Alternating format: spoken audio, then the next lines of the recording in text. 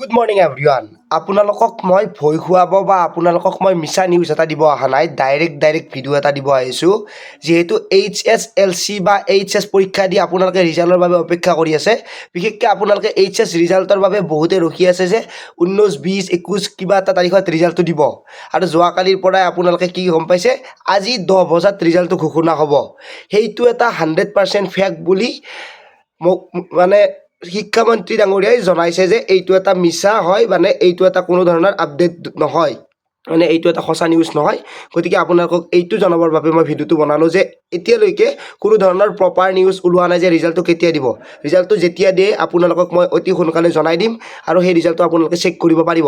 ভিডিঅ'টো সকলোকে শ্বেয়াৰ কৰি দিব। যিখিনি ল'ৰা ছোৱালী আছে ভয় নাখাব, ৰিজাল্ট এনেও দিব, দুদিন দেৰিকৈ দিলেও ৰিজাল্ট দিব, কিন্তু আপোনালোকৰ ৰিজাল্টটো ভাল হ'ব সেইটোৱেই আশা কৰোঁ। সকলোকে শ্বেয়াৰ কৰিব নাপাহৰিব। আজিলৈ পুনৰ লগ পোৱাৰ আশাৰে মই জিতুমণি। জয় আই অসম।